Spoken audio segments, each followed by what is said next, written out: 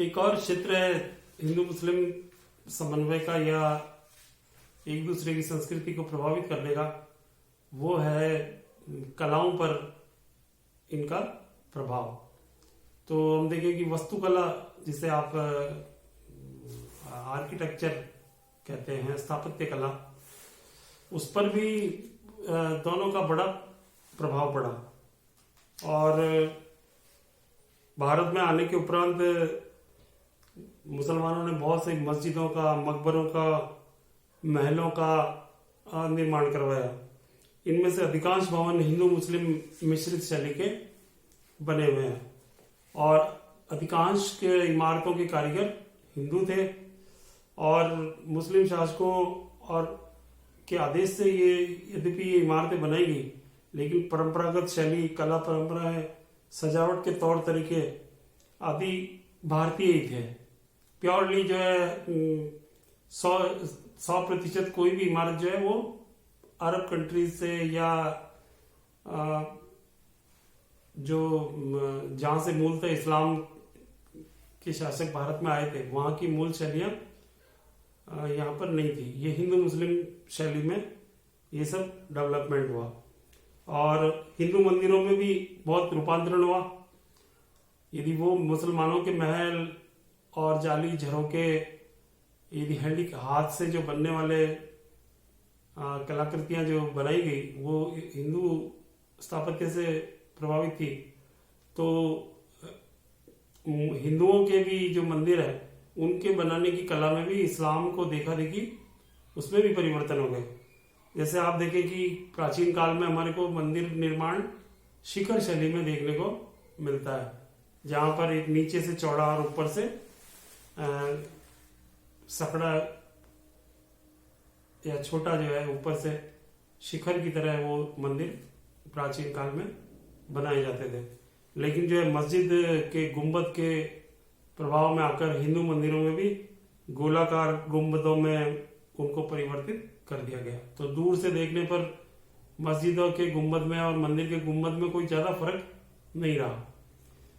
और हिंदू मंदिरों में भी बड़े बड़े आंगन होते थे और इस ढंग के मंदिर जो है यहाँ पर उसी तरह से बनाए गए जैसे मस्जिदें बन रही थी।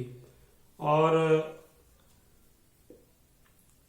इनके जो है उत्तर भारत में इसका ज्यादा प्रभाव देखने को मिला, विशेषकर मंदिर स्थापत्य में, और दक्षिण भारत में इसका प्रभाव कम देखने को मिला। तो जो अलाउद्दीन खिलजी के समय में अलाई दरवाजा, हजार सुल्तान महल, कुतुब मीनार से कुछ किलोमीटर दूर सीरी नामक जो दुर्ग बनाया गया था, वो बहुत सारी इमारतें जो फिरोज तुगलक के काल की है, इन पर हिंदू मुस्लिम मिश्रण का प्रभाव देखने को मिलता है। और ये जो है जौनपुर की अटाला मस्जिद, और बंगाल में भी बहुत सारी मस्जिदों का जो निर्माण हुआ, उस पर भी जो है सूक्ष्म और विवेकपूर्ण समन्वय जो स्थापत्य कला में देखने को मिलता है, वो हिंदू प्रभाव उसमें दिखता है। सबसे बड़ा जो उदाहरण है हिंदू मुस्लिम मिश्रित शैली का, वो सहसराम में बना हुआ शेरशाह का मकबरा है, जो बिहार में है। इसका बाह्य स्वरूप तो पूरा मुस्लिम शैली का है, किंतु भीतरी भाग में हिंदू ढंग के खंभे तथा तोड़े हैं। फर्ग्यूसन, पर्सी ब्राउन आदि इतिहासकारों ने इसकी बड़ी तारीफ की है। तो इस प्रकार से जो है आगरा में भी, आगरा का लाल किला और दीवाने आम, दीवाने खास विशेष रूप से जो है वो हिंदू महल शैली से प्रेरित लगते हैं। जहांगीर के महल भी हिंदू शैली पर उनका प्रभाव है। तो इसका जो है लाल पत्थर का उपयोग किया गया। गुंबदों और मेहराबों के निर्माण में और प्रवेश द्वारों के निर्माण में हिंदू स्थापत्य कला का प्रभाव साफ रूप से दिखता है। तो जो है पच्चीकारी का काम और उसी प्रकार के उद्यान जो है, बहुत शाहजहां के समय में भी बहुत सारी इमारतें ऐसी बनी जिन पर हिंदू शैली का प्रभाव दिखता है। तो वास्तुकला जो स्थापत्य कला है, उसमें भी ये कल्चरल सिंथेसिस देखने को मिलता है। और जो दूसरी कला है जैसे चित्रकला और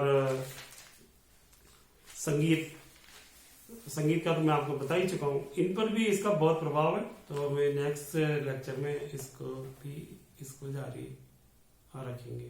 थैंक यू।